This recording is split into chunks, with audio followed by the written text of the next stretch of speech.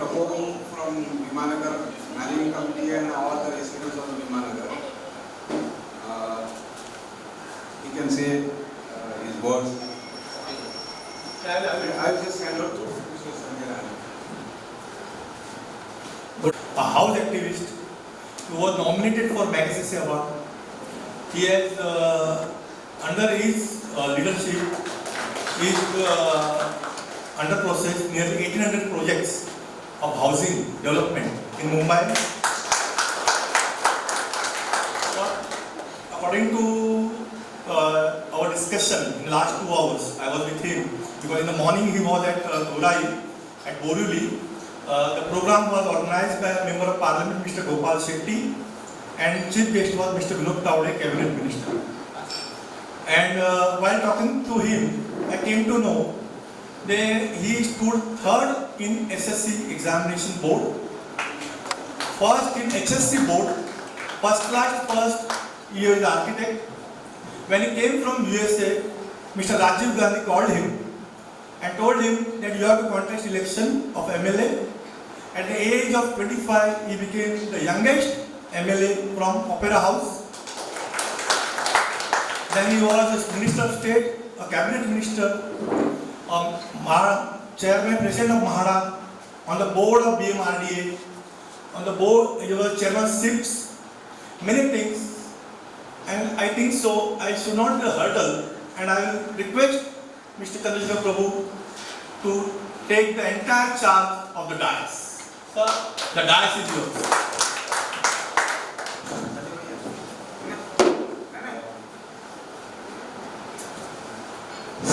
Mr. Rane and Chairman and Secretary of the Vimanagar Society, and ladies and gentlemen. First of all, let me thank you for inviting me over here to your society, and it's a great pleasure for me to be here.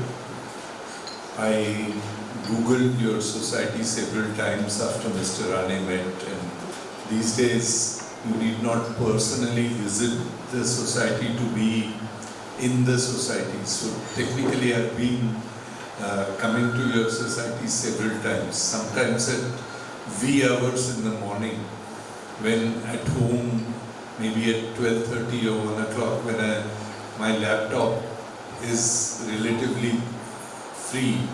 One goes into Google and then one goes to whichever society one wants to. And Vimanagar has been visited by me several times. My subject today though is self-redevelopment, and I understand from the kind of questions that most of you have raised over a period of years that you have been absolutely keenly following and are quite keen to know about self-redevelopment. Some of you are as anxious people can be, and nothing wrong in being anxious. It's always important to get as much information as possible. This is my second speech of the day, and I have 2 more speeches to go. From here, I'll go back to Worli, from where I have to go to Chembur and then to Vidya Vihar. So by the time I wind up my day, it may be 11:30 or maybe 12 and so on. There are times when I go back home at 11 o'clock and my children are very worried. They feel I'm ill, and that's why I've come earlier home. To cut the whole thing short, I shall make my presentation into 3 parts. First part being some definitions. Second part being some misunderstandings. So in the first part I shall try and place before you as many definitions as possible. In the second part I shall try and remove some misunderstandings which most of us have. And in the third part, I shall discuss redevelopment and self-redevelopment. And then, of course, we shall do some calculations for your buildings, which is like drawing a horoscope or a kundali of the building. And then we shall have question-answer session. And first I will reply to all the questions which are here before me. And once I am done with them, you are free to ask as many questions as possible, and I shall be happy to reply to each one of your questions to the best of my ability and capacity. At the outset, I would like to put a small disclaimer. The disclaimer is that in our country, everyone knows everything. And the biggest crime that can be committed by any person is to tell someone that you don't know anything. If someone is told that you don't know or don't understand anything, it's treated as an offense. Sometimes if you tell someone you don't know something, then the person may accuse you of being anti-national. So it's always better to give a disclaimer that I'm going to tell you things. So instead of saying that I'm telling you things which you don't know, I shall say that you all know everything, but I'm only revising my knowledge on the subject, so that you know everything and I don't know. You are the wiser of the lot, I'm the dumb one, and so I'm trying to revise my understanding of the subject by repeating some definitions which I'm sure all of you know. So instead of saying that I know the definitions and you don't know, this is a better way of saying things. And inadvertently, the disclaimer is that inadvertently, if I hurt any feeling of anybody, directly or indirectly, at the outset, I fully apologize for whatever I am going to say. This is like a forward trading, to say that I apologize now for whatever I am going to say in the next 1 hour or so. So if anybody takes offense to any portion of what I say, I would have already apologized. So the apology comes first and the saying later.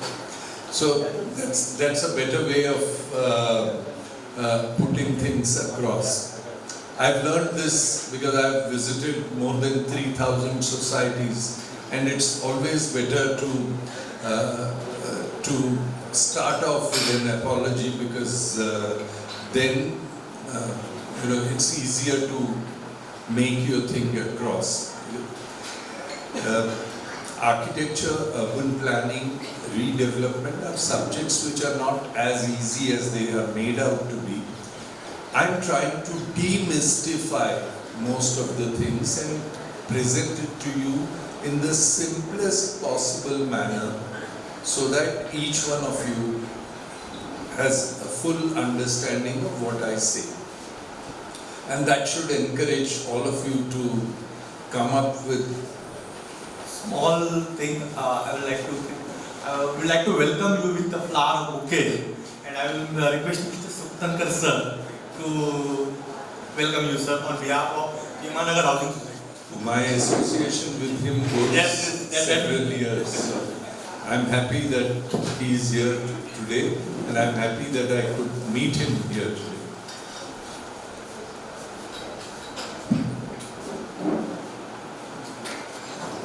You are having his key. You got it after the.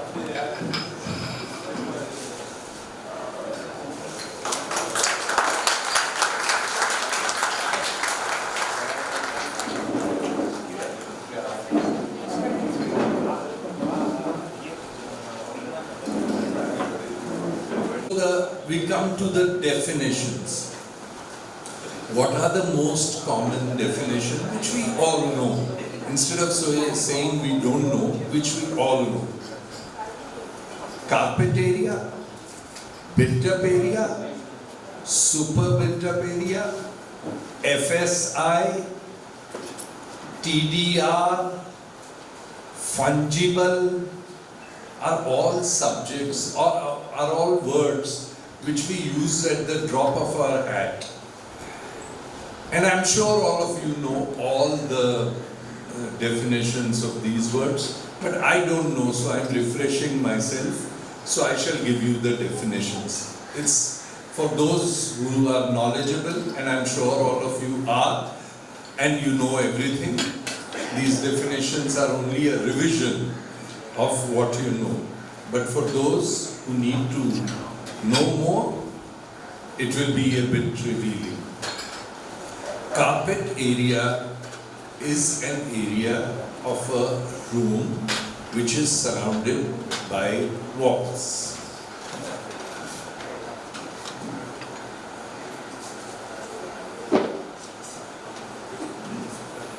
मराठीत बोलायला पाहिजे.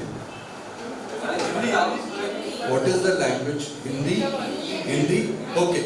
तो हिंदी में बोलूँगा, मुझे कोई आपत्ति नहीं. मैं तो 8 भाषाओं में बोल सकता हूँ. आप जिस भाषा में पूछेंगे उस भाषा में मैं जवाब दूंगा, मुझे कोई दिक्कत नहीं. तो डेफिनेशन क्या है? कारपेट एरिया का डेफिनेशन क्या है? कारपेट एरिया का मतलब किसी कमरे के अंदर जाओ, उस कमरे की लंबाई और चौड़ाई की गिनती करो.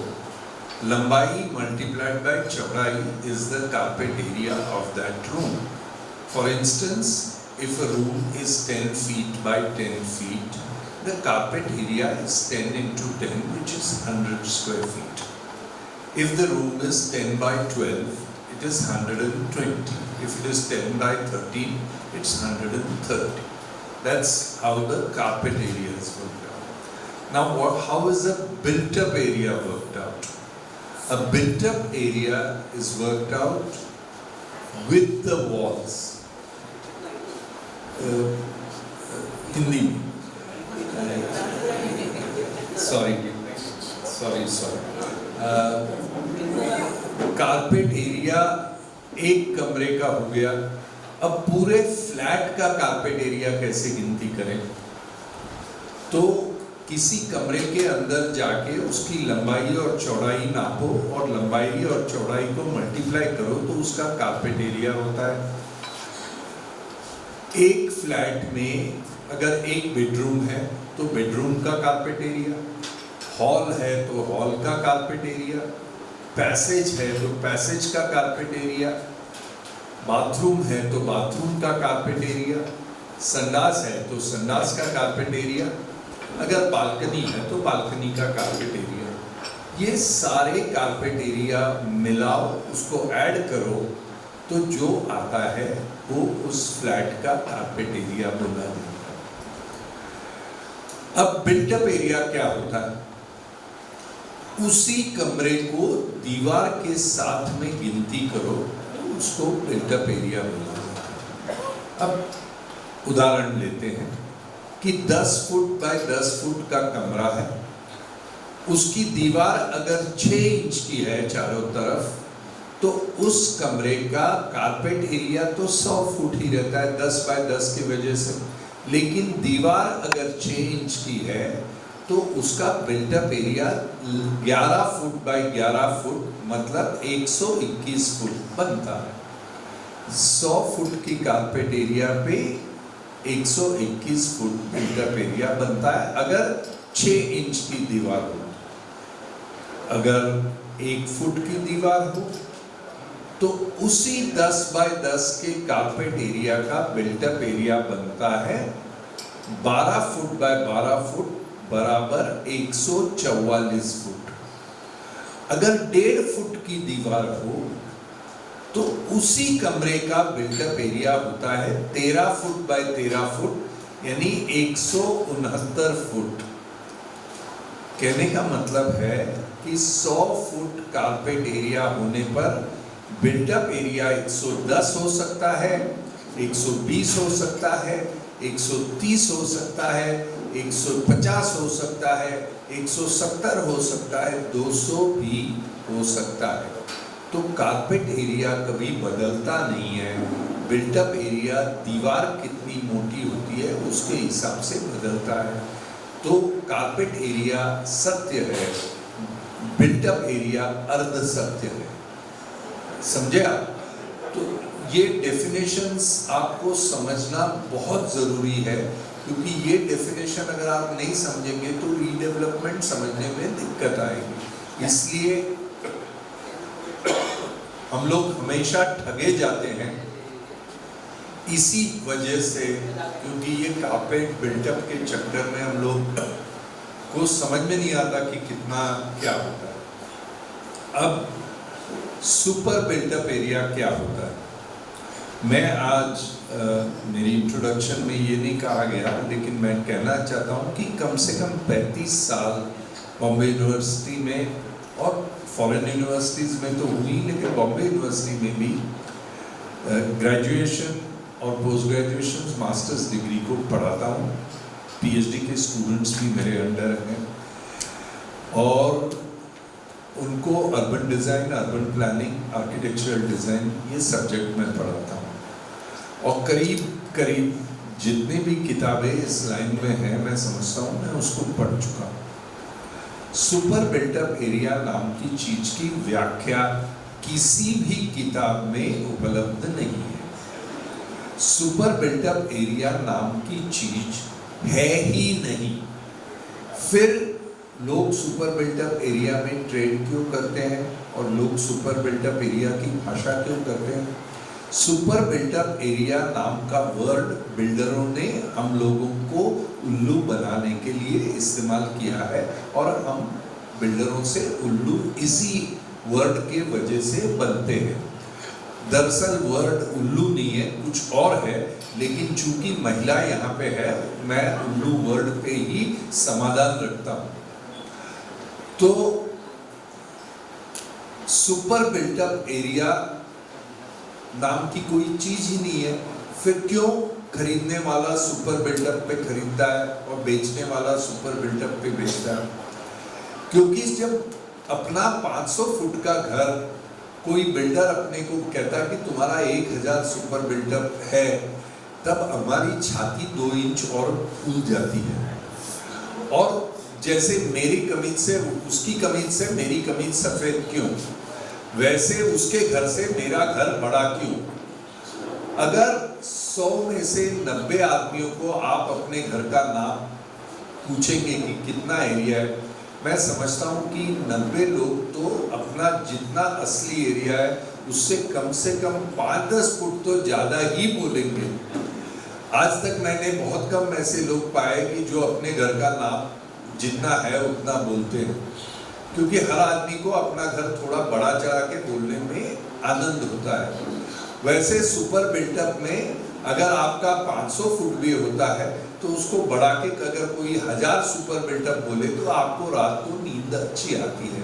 इसके लिए सुपर बिल्टअप में किसी की बात समझने में कुछ लोगों को आनंद होता है, इसलिए उसको super built up is like opium और is like a blood pressure tablet, कि रोज आप जो गोली खाते हैं आपको लगता है अपना ब्लड प्रेशर कंट्रोल में रहता है। किसी एक दिन गलती से गलत गोली भी खाए तो भी आपको लगता है कि मेरा ब्लड प्रेशर ठीक है।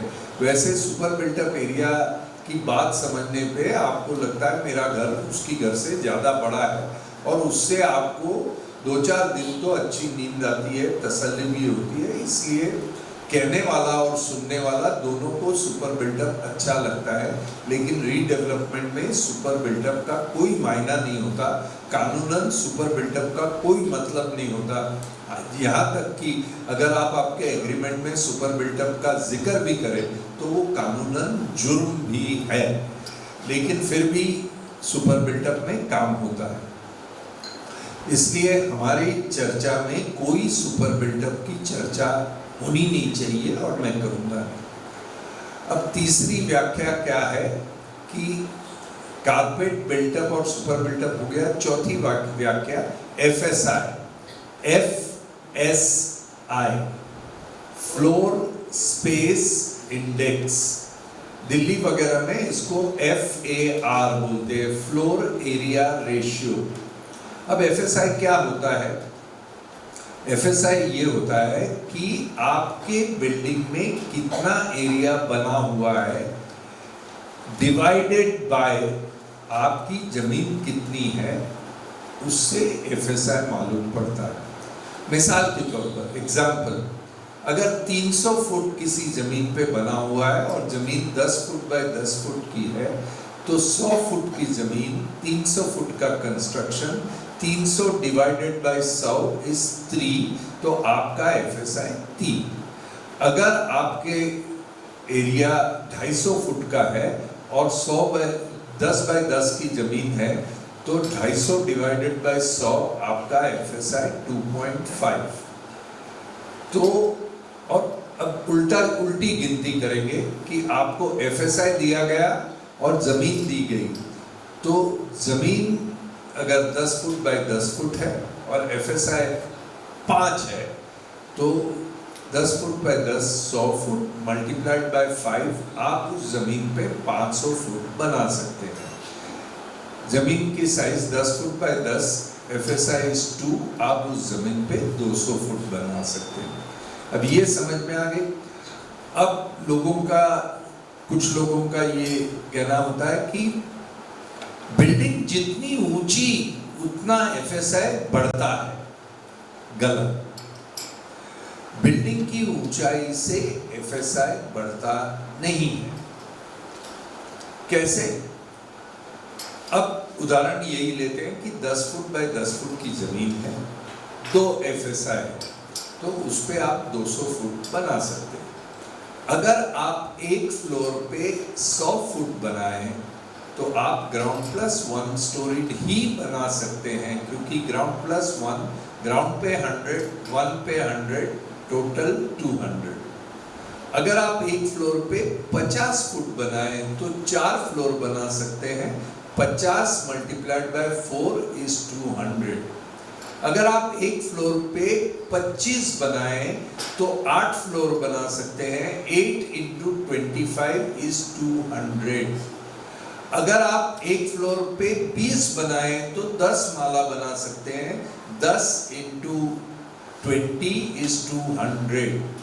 अगर एक फ्लोर पे 2 फुट बनाएं, तो आप 100 माले की बिल्डिंग बना सकते हैं, 100 into 2 is 200।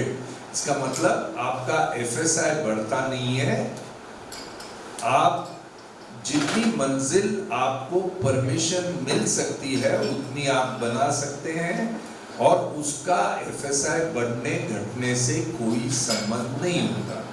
अब बिल्डिंग की हाइट की बात आ गई। अब 5वीं बात, TDR क्या होता है? TDR is transfer of development rights, TDR। TDR कैसे खरीदा जाता है? आपके जगह में एक FSI आपने आज कंज्यूम किया है, 0.5 FSI आपको TDR बाजार से खरीद के मिलता है। वो आप किससे खरीदते हैं? आप सरकार से खरीदते हैं या म्युनिसिपैलिटी से खरीदते हैं, उसको गवर्नमेंट TDR बोलते हैं।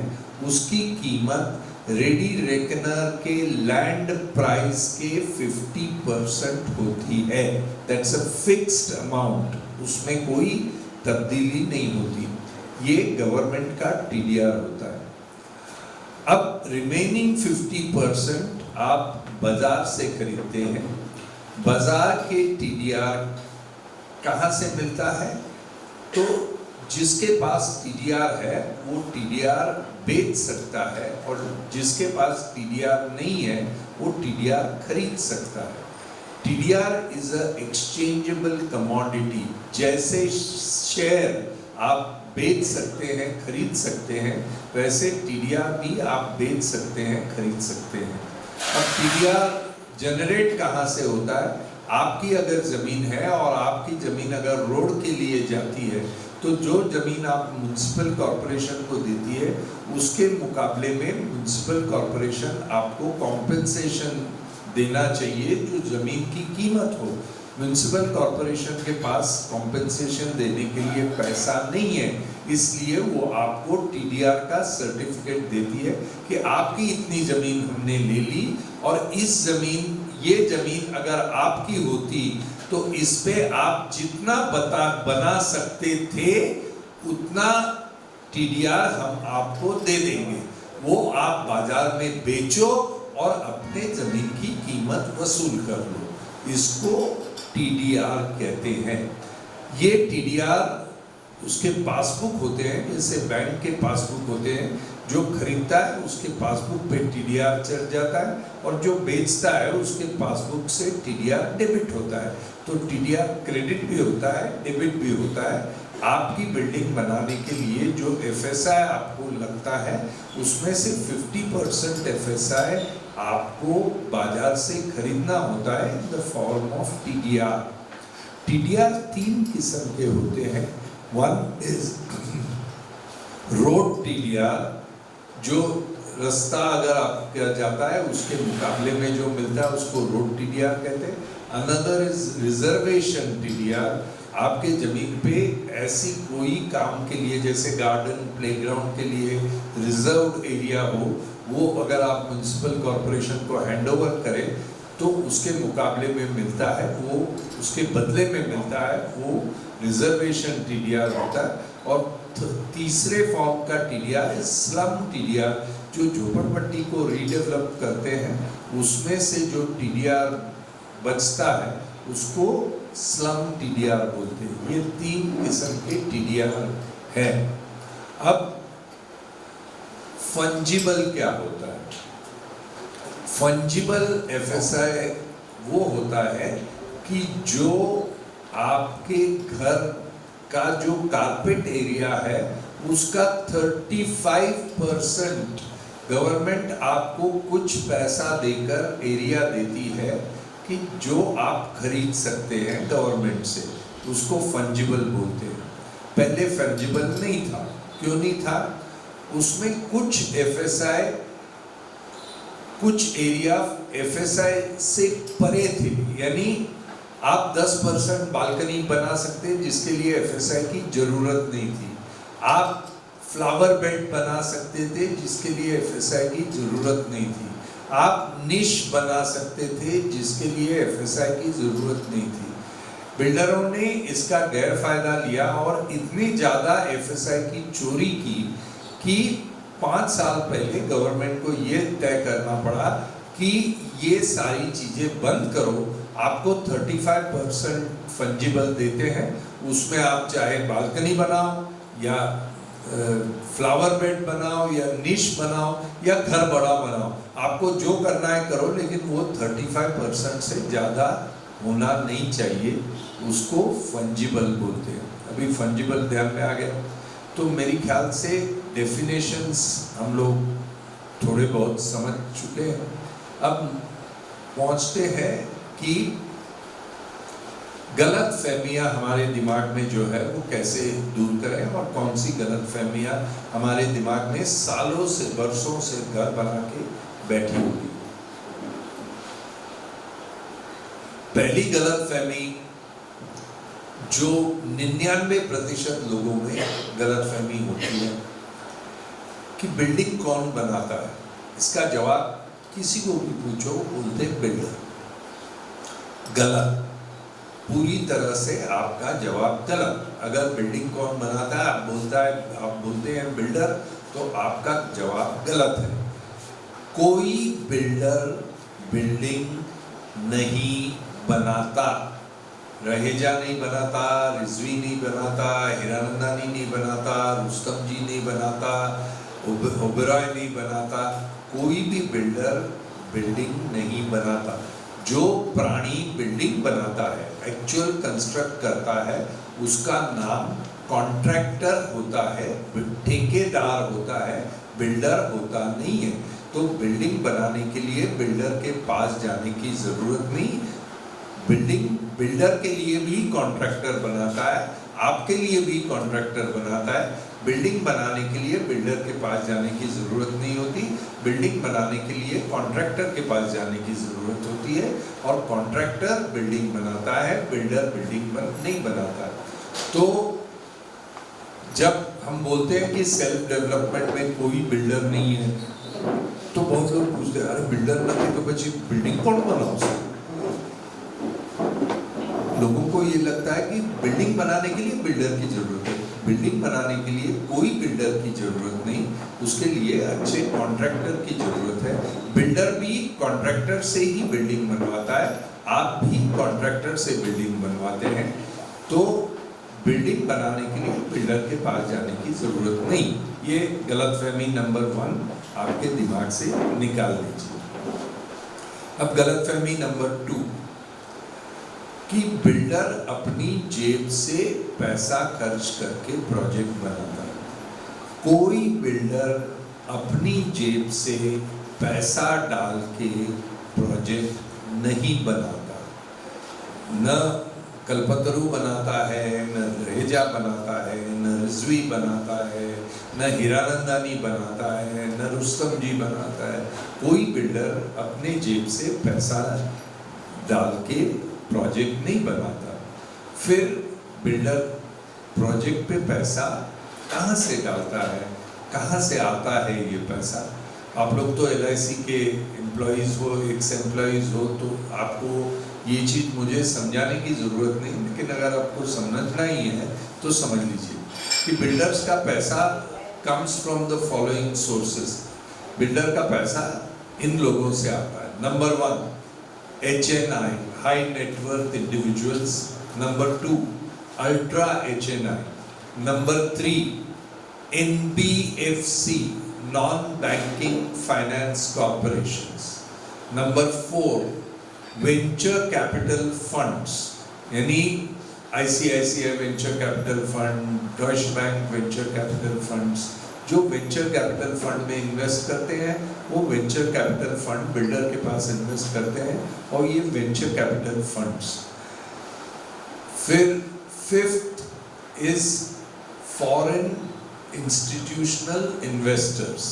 बिल्डर्स की कंपनी में ये लोग इन्वेस्ट करते हैं in bulk, foreign institutional investors. 6th है IPO। बिल्डर स्टॉक एक्सचेंज में रजिस्टर करता है और अपनी कंपनी के शेयर्स ऑफलोड करता है, जिसको IPO बोलते हैं। उस IPO से उसको पैसे मिलते हैं और वो पैसे IPO के पैसे इस्तेमाल कर सकता है। 8 foreign institutional investors and foreign direct investment. RBI के रूल्स के मुताबिक कोई भी लेंडिंग एजेंसी परदेश से पैसा रियल एस्टेट में इन्वेस्ट कर सकती है और उसमें से प्रॉफिट फॉरेन एक्सचेंज में कन्वर्ट करके ले जा सकती है। तो foreign direct investment is permissible in real estate. पहले तो उसके लिए रियल एस्टेट की साइजेस थी कि ये इतना तक साइजेस में ही आप इन्वेस्ट कर सकते थे, अभी वो साइजेस भी निकाल दिए, यानी किसी भी प्रॉपर्टी में कोई भी फॉरेन रेजिडेंट या NRI इन्वेस्ट कर सकता है और उस प्रॉफिट में लॉक इन पीरियड नहीं है, वो डॉलर्स में कन्वर्ट करके या पाउंड्स में कन्वर्ट करके उस चीज को ले जा सकता है। और last investment Avenue is mergers and acquisitions. कोई बड़ी मगरमच्छ छोटी मगरमच्छ को ले लेता है, कोई बड़ा बिल्डर छोटे बिल्डर को खरीद लेता है और उसमें से बड़ा बिल्डर छोटे बिल्डर के लॉस मेकिंग प्रोजेक्ट में इन्वेस्ट करता है। तो बिल्डर्स को ये सारे एवेन्यूज होते हैं इन्वेस्टमेंट लाने की। कोई बिल्डर खुद की जेब से पैसा डाल के इन्वेस्ट नहीं करता। ये हो गई सेकंड गलतफहमी। यानी इन्वेस्टमेंट के लिए हमको बिल्डर के पास આપણે કેમ જો આપણે પાસે તો પૈસા નથી, પછી પૈસા આપશે બિલ્ડર જ આપશે, ऐसा जिसके दिमाग में आता होगा वो अपने दिमाग से ये निकाल दें कि क्योंकि बिल्डर खुद पैसे खुद के नहीं डालता, तो बिल्डर जिनसे पैसे लेता है उनसे पैसे हम लोग भी ले सकते हैं। फिलहाल तो मुंबई बैंक की स्कीम है जो RBI से मंजूरी भी हुई है। उस स्कीम के तहत आपको इन्वेस्टमेंट मिल सकती है। और बीमानगर की योजना मैंने मुंबई बैंक के बोर्ड के पास डिस्कस भी की है कि मैं वहाँ पे जा रहा हूँ और मैं संडे को उनसे बात कर रहा हूँ। तो मुंबई बैंक ने मुझे कहा है, अभी सवेरे मिस्टर राणे मेरे साथ थे, मुंबई बैंक के चेयरमैन मेरे साथ मीटिंग में थे, तो मैंने उनको ये बताया कि मैं अभी बीमानगर में जा रहा हूँ। उन्होंने कहा कि जितना भी पैसा बीमानगर के प्रोजेक्ट के लिए उनको अगर मुंबई बैंक से चाहिए होगा तो हम उसको देने के लिए तैयार हैं। तो फंड्स के लिए आपको किसी भी और एजेंसी के पास जाने की ज़रूरत नहीं, आपको फंड्स पूरी तरह से अवेलेबल है। तो सेकेंड पर गलतफहमी कि फंड्स के लिए बिल्डर के पास जाना है तो वो अपने दिमाग से निकाल दीजिए। अब थर्ड गलतफहमी जिनकी है, उनको लगता है कि ये परमिशंस कैसे आते हैं।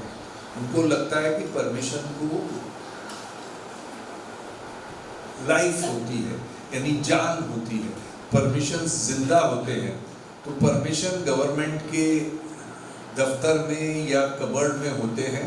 अब जब बिल्डर आता है तो परमिशन को पैर आ जाते हैं, दरवाजे खुलते हैं और परमिशन चल चल के आके बिल्डर के हाथ में आके गिरते, बोले हम आ गए, आपको परमिशन मिल गया।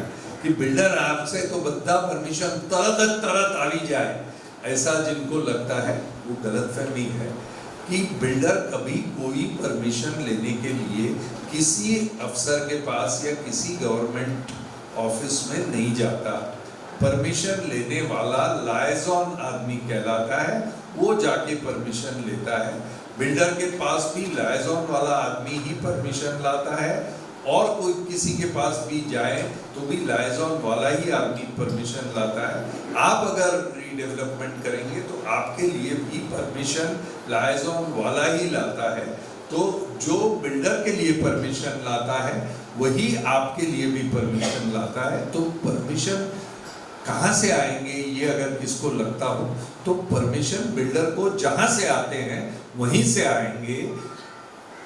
बल्कि सेल्फ डेवलपमेंट के परमिशन बिल्डर से जल्दी आएंगे, क्योंकि बिल्डर की योजना में जो परमिशन देने वाला है उसका मुंह बड़ा होता है, क्योंकि वो जानता है कि बिल्डर को करोड़ों रुपया मिलता है और उसके अंदर से उसको कुछ मिलने की गुंजाइश है। सेल्फ डेवलपमेंट में वो जानता है कि सारा प्रॉफिट तो 188 लोगों में बांटने वाले हैं और किसी को कुछ प्रॉफिट नहीं मिलना है, तो बिल्डर को आने की कोई जरूरत नहीं है। तो किसी को अगर लगता हो कि बिल्डर के पास जाने से परमिशन जल्दी आती है, वो गलत फहमी है।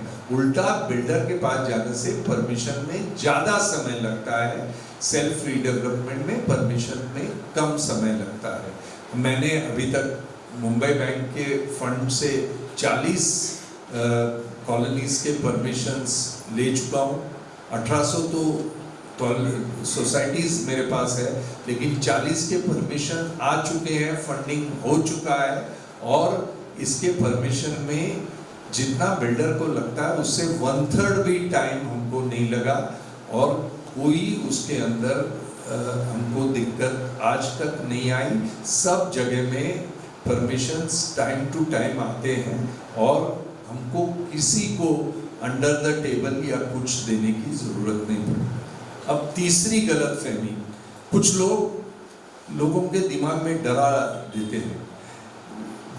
जब बच्चा नया चलने लगता है तो माँ को मन में खुशी होती है कि मेरा बच्चा चलने लगता है, लेकिन उसको लगता है कि अगर इसको मालूम पड़ गया कि ये चल सकता है तो ये चल फिर के कहीं पे भी जाएगा, वापस नहीं आएगा। इसके लिए माँ डराती है कि नहीं तो चाल से है तो गुंडो उसे इतने पकड़ी ने ले जैसे।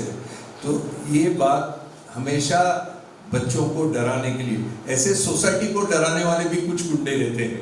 वो बोलते हैं कि तुम लोग सेल्फ डेवलपमेंट में जाओगे तो कोई गुंडे का तुमको फोन आएगा तो तुम्हारा रिस्क बढ़ेगा। सब झूठ।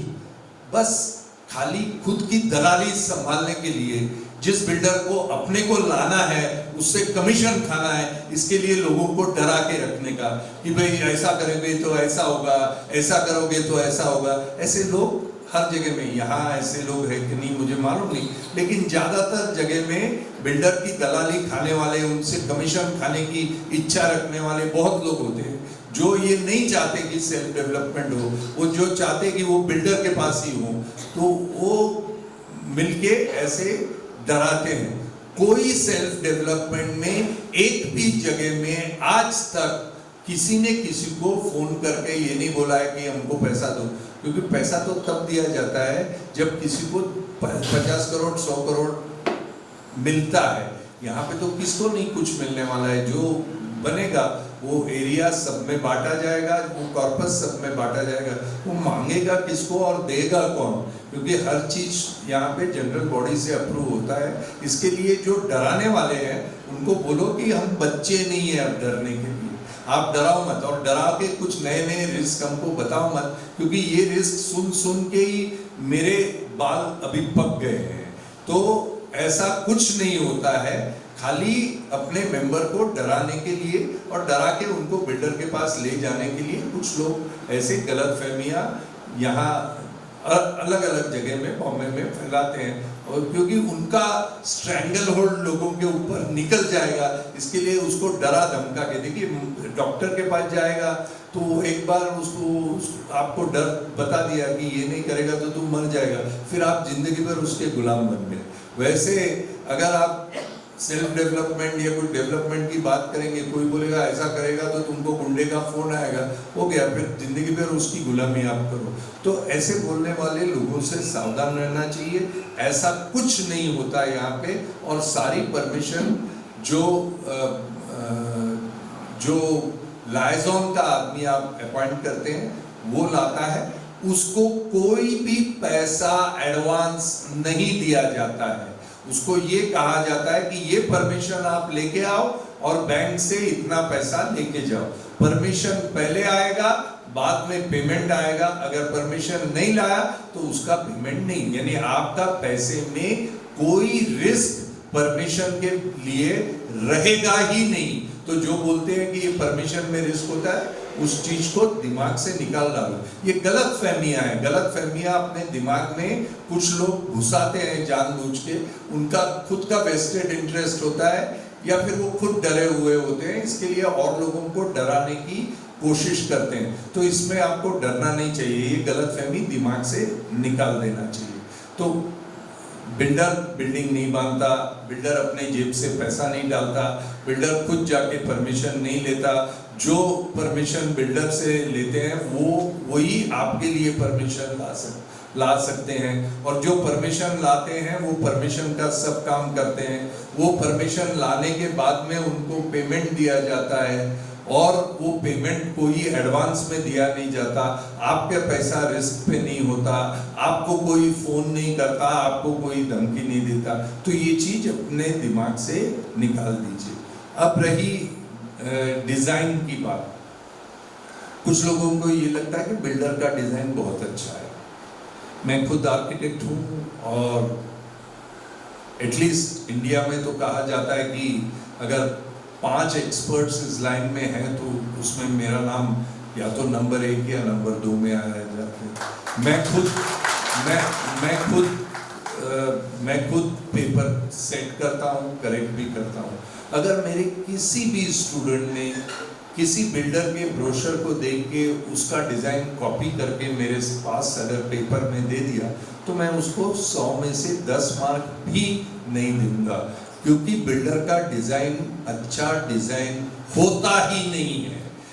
आपको चूंकि समझ में नहीं आता, इसके लिए आपको वो अच्छा लगता है। इसके लिए मैं सिर्फ 2 उदाहरण देता हूँ।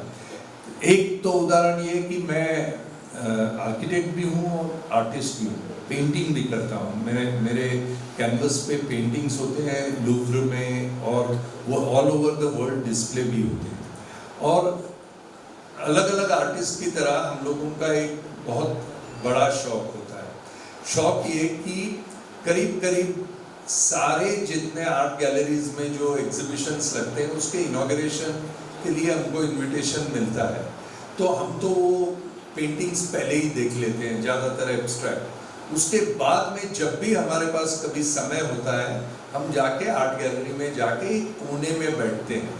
और मेरे जैसे और भी नामशीन आर्किटेक्ट ये काम करते हैं। क्यों करते हैं आप बताइए? इसलिए कि जो गैलरी में आते हैं वो जब हमारे एब्स्ट्रैक्ट, किसी के भी एब्स्ट्रैक्ट की पेंटिंग को देखते हैं तो उनको कोई जानकारी नहीं होती कि उस एब्स्ट्रैक्ट का क्या मतलब है, तो उनके फेस का रिएक्शन देखने में हमको बहुत अच्छा लगता है। अगर कोई 4 आदमी को लेके आर्ट गैलरी में आए, किसी एब्स्ट्रैक्ट पेंटिंग को देखे और अपने साथ में 2-3 लोग हैं उनको आप लेके आए, अगर उनको ये मालूम पड़े कि आपको नहीं समझा तो आपकी बेइज्जती होती है। इसके लिए आप बोलते व्हाट ब्यूटीफुल रिवर, तो उसने ब्यूटीफुल बोला कि दूसरे 2 भी बोलते बहुत ब्यूटीफुल। तो बिल्डर ने दिए हुए प्लान का भी ऐसा ही होता है कि जिसको प्लानिंग की क्वालिटी परखने की जानकारी नहीं हो, वो सिर्फ बिल्डर का ब्रोशर देख के बोलता है अरे फैंटास्टिक प्लान। अभी उसने फैंटास्टिक बोलने के बाद में दूसरे को लगता है अगर मैं फैंटास्टिक नहीं बोलूं तो मेरे को जानकारी नहीं है ऐसा लगेगा, इसके लिए वो भी फैंटास्टिक बोलता है। दूसरा एग्जांपल ये है कि मैं जब बच्चे थे, हम लोग 3 बहन थे और मैं एक था, तो घर में जब शादी का सीजन होता है तब बहुत इनविटेशंस आते थे। तो हमारे में आपस में ये होता कि मम्मी के साथ शादी में जाए कि डैडी के साथ जाए, तो कैसे सिलेक्ट करना। तो हमारे में से एक ही बात होती थी कि जिसका बड़ा इनविटेशन उसके शादी में मैं जाऊँगा, क्योंकि जानकारी ये होती कि बड़ा अच्छा प्रिंटिंग का ये मतलब शादी अच्छी। वैसे ही होता है, ब्रोशर बड़ा मतलब डिज़ाइन अच्छी, ऐसा लोगों को लगता है। ब्रोशर बड़ा होने से प्रिंटिंग की क्वालिटी मालूम पड़ती है, डिज़ाइन की क्वालिटी नहीं मालूम पड़ती है। किसी भी बिल्डर के डिज़ाइंस अच्छे नहीं होते क्योंकि उसका मकसद आपको घर देना नहीं है, उसका मकसद उस प्रॉपर्टी से ज़्यादा पैसे खींचना है। इसलिए अगर आप बिल्डर के रीडेवलप बिल्डिंग को देखेंगे तो चकाचक बिल्डिंग सामने की तरफ आपको दिखेगी जो फ्री सेल वाला, और उसके पीछे जैसे मम्मी के पल्लू के पीछे छुपा हुआ छोटा बच्चा कहीं पे दिखता है, ऐसे पीछे कहीं पे एक रिहैब की बिल्डिंग दिखेगी कि जिसकी क्वालिटी फ्री सेल की जगह में खराब है। यानी अपने ही बिल्डिंग में, अपने ही जमीन पे अपन अच्छे घर से लेकर सर्वेंट क्वार्टर में जाएंगे, ये बिल्डर का प्लानिंग होता है। कोई बिल्डर का प्लानिंग अच्छा नहीं होता, उसका प्लानिंग उसको पैसा ज़्यादा से ज़्यादा कैसे मिले उसके लिए होता है। आपको बेनिफिट क्या मिले इसका उससे कोई मतलब नहीं होता। तो बिल्डर अच्छा प्लानिंग देता है, ये अगर किसी को कहना हो तो ये बात गलत है। वो अच्छा प्लानिंग दे ही नहीं सकता, क्योंकि अच्छे प्लानिंग आपको देने से उसको बेनिफिट नहीं मिलता। आपको कहीं पे उसी प्लॉट में कोने में पीछे की तरफ डाल के सामने का पोर्शन अच्छा से अच्छा बना के बेचेगा तो ही उसको पैसे मिलता है, तो वो प्लान कभी अच्छा माना नहीं जा सकता। तो बिल्डर अच्छा प्लानिंग देता है, ये अगर गलतफहमी किसी के दिमाग में है तो वो निकाल दें। वो आप बिल्डर का प्लान लेके आइए, किसी भी बिल्डर का प्लान लेके आइए, उसमें अगर 25 मिस्टेक्स मैं नहीं निकालूं तो मैं अपना नाम बदल दूं। तो ये जो जानकारी जिनको नहीं है उनको तो बस अच्छे प्रिंटिंग यानी अच्छा प्लान लगता है। अच्छा प्लान के लिए जो आपकी रिक्वायरमेंट्स को समझ के प्लान बनाए उनको अच्छा प्लानिंग हो सकता है, ना कि बेचने वाले खरीदने वाले का इंटरेस्ट ध्यान में रखे तो बिल्डर अच्छा प्लानिंग नहीं देता। अब रही क्वालिटी ऑफ कंस्ट्रक्शन की, आप जानते हैं कि गवर्नमेंट की तरफ से मेरी अध्यक्षता में 3 साल पहले एक कमेटी अपॉइंट हुई जिसमें IIT के एक्सपर्ट्स थे, sir JJ college of architecture के एक्सपर्ट थे, VJTI के सिविल इंजीनियर के एक्सपर्ट थे, और हमने बिल्डर ने दिए हुए 1000 बिल्डिंग के रिहैब पोर्शन को इंस्पेक्ट किया और 1000 में 970 बिल्डिंग से ज़्यादा बिल्डिंग हमने -C के पाए और कुछ बिल्डिंग C के पाए, यानी B और A कैटेगरी का कंस्ट्रक्शन तो बिल्डर देते ही नहीं है। तो आपको अगर ये गलतफहमी है कि बिल्डर क्वालिटी अच्छी कंस्ट्रक्शन देता है तो वो भी गलत है। तो ये सारी गलतफहमियाँ एक तो दिमाग से निकालनी है। और लास्ट गलतफहमी, वो तो आजकल किसी के दिमाग में इतनी ज़्यादा गलतफहमी नहीं है, फिर भी एक ज़माने में थी कि जैसे सुदामा जी कृष्ण भगवान के घर में गए और घर मांगा, वापस आते ही सुदामा जी का घर एकदम चांदी सोने से लगा हुआ बना। ऐसे बस बिल्डर के पास जाओ और अपना घर दे दो और आप पूछो तो बस वापस आते ही बिल्डिंग एकदम बन जाती है टाइम टू टाइम। कोई बिल्डर वक्त के ऊपर कंस्ट्रक्शन बना के नहीं देता। तो ये सारी बिल्डर्स के बारे में गलतफहमियां कैसे आई? क्योंकि हम लोग एक नए कम्युनिटी के शिकार बन गए और वो नए कम्युनिटी दुर्भाग्यवश, जिसमें जो क्वालिफिकेशन मेरे हैं वो क्वालिफिकेशन के लोग हैं जिनका नाम है PMC। ये PMC के ऊपर मैं हमेशा टिप्पणी करता हूँ। मुझे PMC लोग बहुत हेट करते हैं क्योंकि मैं सब जगह में बोलता हूँ कि PMCs आर गुड शेफर्ड्स, अच्छे जो क्या बोलते हैं मेंढपाल है, वो मेंढपाल जो आप लोगों को बकरी की तरह एक के पीछे एक शेपर्ड की तरह ले जाके बिल्डर की कत्ल खाने में जाके छोड़ते हैं। फिर या बिल्डर आपको हलाल करे या फिर आपको झटके से मारे, वो बिल्डर का काम है। तो PMC का धंधा ही ये है कि वो जाके आपको किसी न किसी बिल्डर के कैंप में जाके दे दे, क्योंकि 15,000 और 20,000 आपसे लेने के बाद में उसका पेट थोड़ी भर सकता है। वो तो पैसा बिल्डर से देता है आपको ले जाके उसके खेमे में छोड़ने के लिए। तो उसका असली अर्निंग तो आपको बिल्डर के पास ले जाने का है, न कि आपको अच्छा ये देने का है। अगर 100 PMCs होंगे तो एक आध PMC कुछ फेयर हो सकता है, लेकिन ज़्यादातर PMC तो बिल्डर की ही दलाली करते हैं। आप मुझे पूछेंगे कि मुझे ये सब चीज़ कैसे पता है? मेरे इंट्रोडक्शन में वो नहीं बताया था, लेकिन अगर आप गूगल में मुझे सर्च करेंगे तो ये पता चलेगा कि इंडिया के टॉप मोस्ट 5 बिल्डर्स में से 2 बिल्डर के पास मैंने 4 साल सीनियर मोस्ट पोजीशन पे नौकरी की है। यानी बिल्डर क्या करता है ये कहने के लिए मुझे कोई PMC या कोई दलाल या कोई सोसाइटी के ऑफिस बेरर्स से जानकारी लेने की जरूरत नहीं है। आई वॉज द बिल्डर, क्योंकि बिल्डर की कंपनी का CEO अगर है या चीफ एडवाइजर अगर है तो वो खुद ही बिल्डर होता है और वो कोऑपरेटिव सोसाइटी से डील करता है। और बिल्डर कोऑपरेटिव सोसाइटी से कैसे डील करता है ये बिल्डर की कंपनी में काम करने के बाद में मुझे अच्छी तरह से पता है। इसके लिए मैं जो चीज बोल रहा हूँ कुछ हवा में नहीं बोल रहा हूँ, मेरा अनुभव ही आपको बोल रहा हूँ। सिर्फ मैं कहाँ पे नौकरी करता हूँ ये मत पूछिए, क्योंकि उनके यहाँ मेरी कोई उनसे झगड़ा नहीं था। मैं उनके पास जब भी काम करता था अच्छी खासी तनख्वाह पाता था। आज भी उनके साथ मेरे अच्छे संबंध है, लेकिन ये बिजनेस है।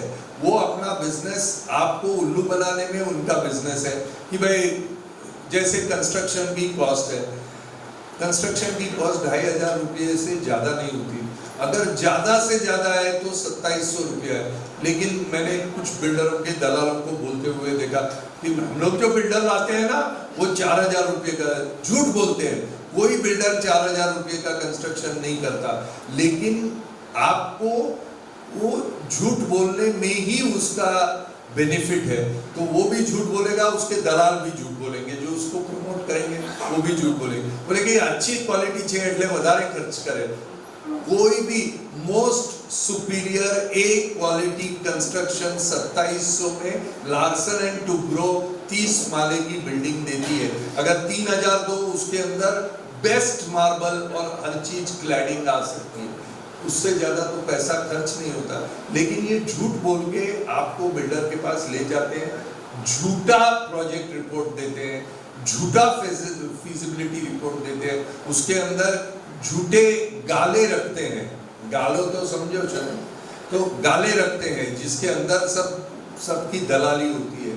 तो ये प्रोजेक्ट मैनेजमेंट कंसल्टेंट जो आपको बिल्डर के पास जाने की, अगर कोई देगा, आपके यहाँ कोई है या नहीं प्रोजेक्ट मैनेजमेंट कंसल्टेंट मुझे पता नहीं, लेकिन ज़्यादातर जो शहर में होता है वो मैं आपको अनुभव से बता रहा हूँ कि ऐसे प्रोजेक्ट मैनेजमेंट कंसल्टेंट अगर आपके पास आए तो उनको हाथ जोड़ के बोल दीजिए कि थैंक यू वेरी मच, हम लोगों ने बहुत देख लिया और हम अपनी डिसीजन लेने के लिए हम तैयार है, आपके बिल्डर के पास जाके हेल्प करने की ज़रूरत नहीं है। ऐसे बॉम्बे में बहुत अच्छे से अच्छे प्रोजेक्ट मैनेजमेंट कंसल्टेंट है जो सिर्फ सेल्फ डेवलपमेंट करते हैं, बिल्डर का काम नहीं करते हैं, और वो वर्ल्ड के top most project management consultant है। उनके नाम भी आपके सामने मैं ला सकता हूँ। आपकी बिल्डिंग है जिसमें 150 करोड़ 200 करोड़ कितने करोड़ का काम होगा, टोटल प्रोजेक्ट कितने करोड़ का? 400 करोड़। आप 400 करोड़ की बिल्डिंग का प्रोजेक्ट बनाने के लिए देखें, आपने कभी ये पूछा कि प्रोजेक्ट मैनेजमेंट कंसल्टेंट जो हम लोग सिलेक्ट करने जाएं उसके बैलेंस शीट में कितना टर्नओवर है? ये कभी आपने किसी ने पूछा कि होना चाहिए? तो क्यों होना चाहिए? हमको कोई भी चलेगा। अरे भाई 400 करोड़ का काम करते हैं तो उसका 10% कम से कम 40 करोड़ का तो इनकम है कि नहीं है, ये भी कभी देखा है? 3 साल की balance sheet project management consultant की कभी आपने पूछी है कि किसी को कि भाई प्रोजेक्ट मैनेजमेंट कंसल्टेंट की 3 साल की बैलेंस शीट हो और बैलेंस शीट में कम से कम 1/4 ऑफ द प्रोजेक्ट कॉस्ट तो कम से कम उसकी अर्निंग हो और वो बैलेंस शीट में रिफ्लेक्ट करती हो तो ही हम उसको सिलेक्ट करेंगे? ऐसी कोई कंडीशन डालते नहीं डालते, बॉम्बे में कोई नहीं डालता ऐसी कंडीशन, इसके लिए ही फंसते हैं। और मैं जब भी किसी को एडवाइस करता हूँ मैं क्लियर कट बोलता हूँ, अगर 100 करोड़ से कम टर्नओवर का प्रोजेक्ट मैनेजमेंट कंसल्टेंट है उसको कंसिडर भी मत करो। मतलब अपॉइंट करने की तो बात छोड़ दो, लेकिन कंसिडर भी मत करो। आपको कम से कम 25 से 50-100 करोड़ एंड अबाउट के प्रोजेक्ट मैनेजमेंट कंसल्टेंट मिल सकते हैं। आप मुझे पूछेंगे कि कौन कौन वो है, कुछ एग्जाम्पल बता सकते हैं या हवा में कुछ बोल रहे हैं? मैं कुछ इलेक्शन में खड़ा नहीं रह रहा हूँ, इसके लिए मुझे कुछ झूठ बोलने की जरूरत नहीं। झूठ बोलने वाले इलेक्शन में खड़े रहते हैं, मैं नहीं इलेक्शन में खड़े रहता हूँ। तो मैं तो आपको मदद करने के लिए आया हूँ। तो प्रोजेक्ट मैनेजमेंट कंसल्टेंट्स जिनकी टर्नओवर 100 करोड़ एंड अबव है उनके नाम are as follows. The world's largest, पूरे विश्व में सबसे बड़ा प्रोजेक्ट मैनेजमेंट कंसल्टेंट जिसकी इंडिया में और बॉम्बे में ऑफिस है, उसका नाम है सीबी रिचर्ड एलिस, जिसका 2000 करोड़ के करीब टर्नओवर है। दूसरा प्रोजेक्ट मैनेजमेंट कंसल्टेंट है कुशमन वेकफील्ड। तीसरा प्रोजेक्ट मैनेजमेंट कंसल्टेंट है एना रॉक। चौथा प्रोजेक्ट मैनेजमेंट कंसल्टेंट है नाइट फ्रैंक। पांचवा प्रोजेक्ट कंसल्टेंट है कॉलियर्स इंटरनेशनल। छठा प्रोजेक्ट मैनेजमेंट कंसल्टेंट है लेसिस फोरेस। ऐसे मैं 25 प्रोजेक्ट मैनेजमेंट कंसल्टेंट का नाम दूं जो इंटरनेशनल लेवल के हैं, जो क्वालिटी जिनकी अच्छी है, जो आपको क्वालिटी की गारंटी भी दे सकते हैं और जो सेल्फ डेवलपमेंट भी समझते हैं और जिनका टर्नओवर आपकी प्रोजेक्ट के टर्नओवर के मिनिमम 1/4 भी है। तो आप ऐसे लोगों को बुलाइए और ऐसे लोगों में से आप इसको भी सिलेक्ट करिए। मेरा कोई चॉइस नहीं है कि इसको आप सिलेक्ट करो, उसको आप सिलेक्ट करो, लेकिन ऐसे आदमी को सिलेक्ट करो जिसको इतना काम तो जिसने किया हो, कम से कम जिसके पास इतने काम करने का तजुर्बा हो, जिसका टर्नओवर हो, जिसके बैलेंस शीट में वो दिखता हो, जो कम से कम पिछले 3 साल में इतना काम जिसने इंडिया में, बॉम्बे में, महाराष्ट्र में, कहीं ना कहीं दिल्ली में, कहीं ना कहीं तो इंडिया में किया हो, ऐसे प्रोजेक्ट मैनेजमेंट कंसल्टेंट को आप अपॉइंट करें। ऐसे कॉन्ट्रैक्टर को अपॉइंट करें कि जैसे सैमसंग तो बहुत लोगों को लगता है कि सैमसंग का मतलब फ़ोन, और फ़ोन के अलावा और कोई सैमसंग नहीं बनाता। यही सैमसंग कंपनी जो फ़ोन बनाती है उनका 15% 20% अर्निंग टेलीफोन में आता है 80% अर्निंग उनकी बिल्डिंग कंस्ट्रक्शन में आती है। आज तक वो इंडिया में बिल्डिंग कंस्ट्रक्शन नहीं करते थे, अभी वो इंडिया में आए हैं। बीकेसी में रिलायंस का पूरा कन्वेंशन सेंटर ये सैमसंग बनाता है।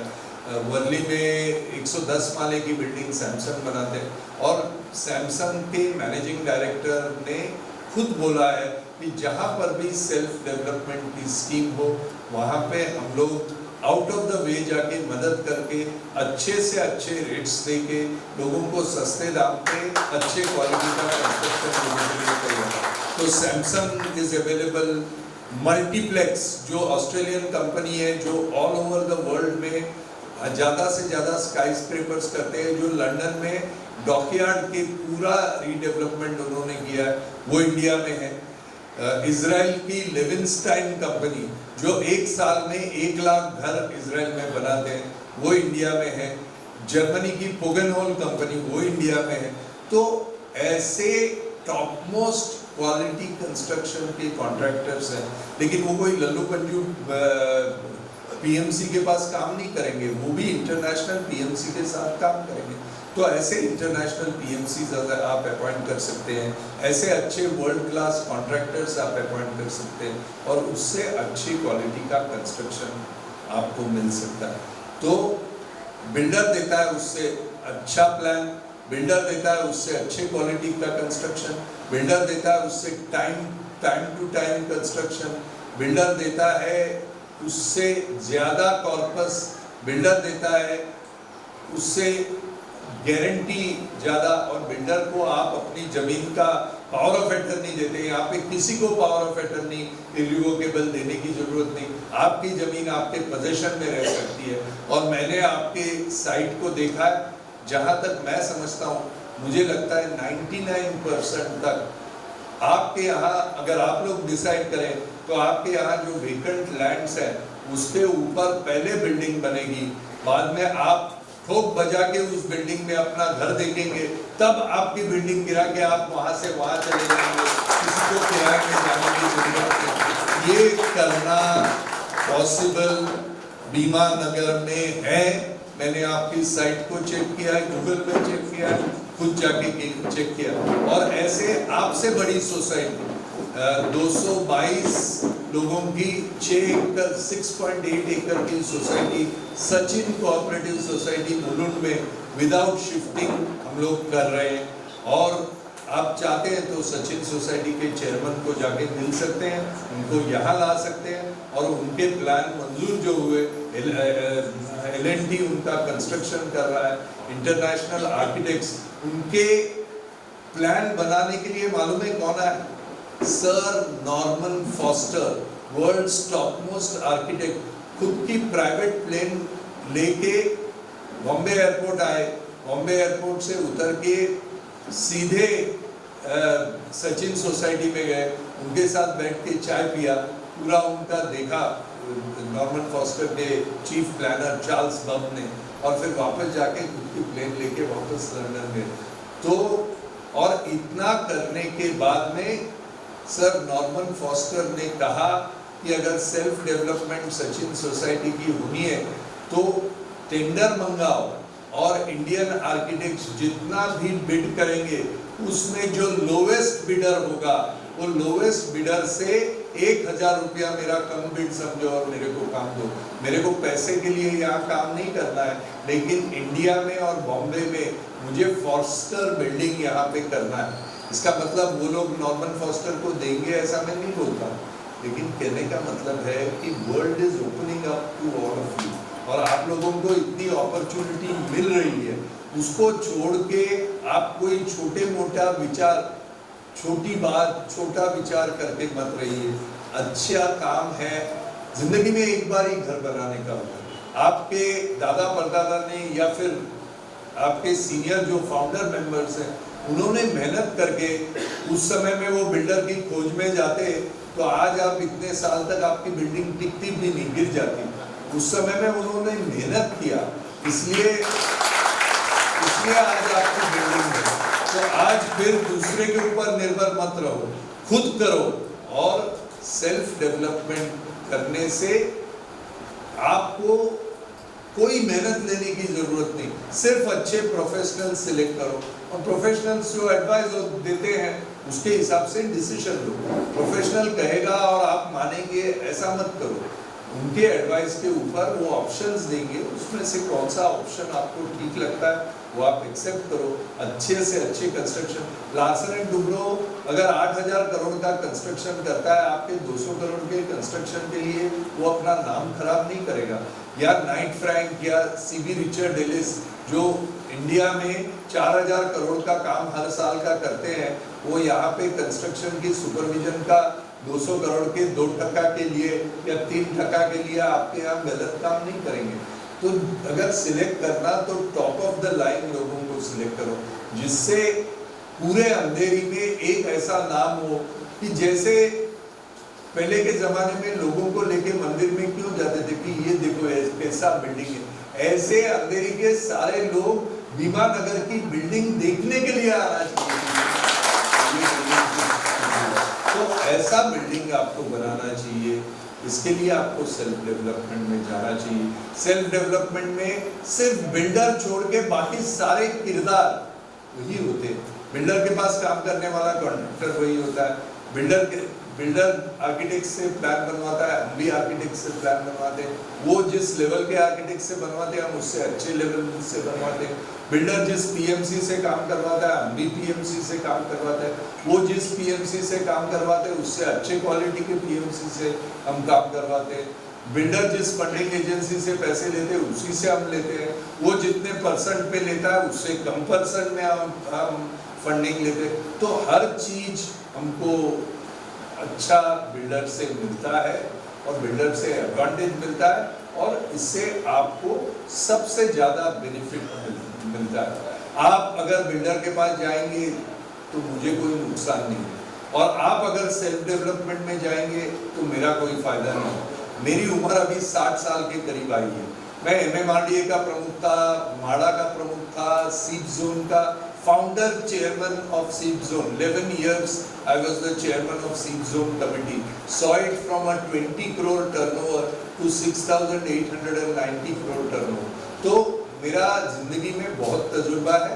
अब बचे हुए जितने भी साल मेरे एक्टिव है, 60 की उम्र है, उसमें सोसाइटी को बिल्डर से मुक्ति दिलाने के लिए जो भी मदद आपको चाहिए, मैं भीमा नगर के सब रेसिडेंट्स के सामने आज खुल के बोलता हूँ कि आज से लेकर आपके नए घर की चाबियां मिलने तक जितनी मदद मेरे से आपको चाहिए, वो आपसे एक पैसा लिए बगैर,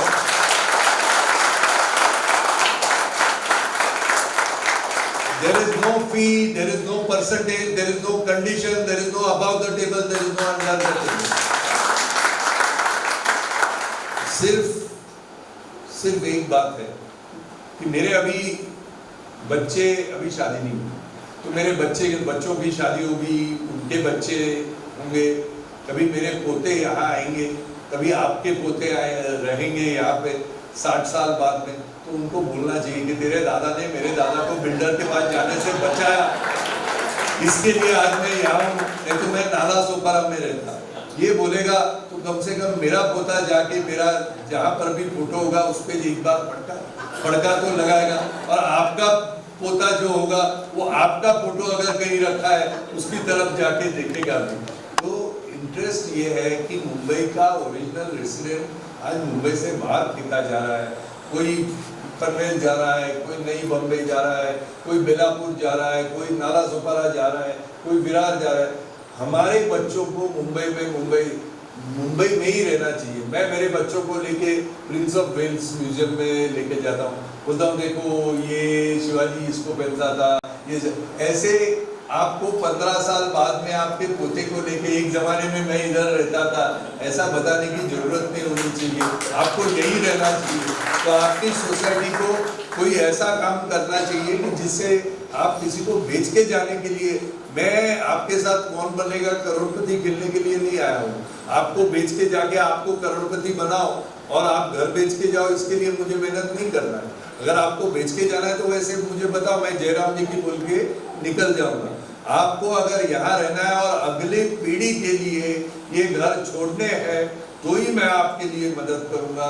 और बिल्डर देता है उससे अच्छे घर, बड़े घर, अच्छा कॉर्पस आपको दिलाने के लिए जितनी भी मदद मेरे से होनी है सब फ्री ऑफ कॉस्ट आपको करने के लिए तैयार। अभी एक बार थोड़े कैलकुलेशन करेंगे और फिर सवाल जवाब करेंगे। आपकी जमीन कितनी है?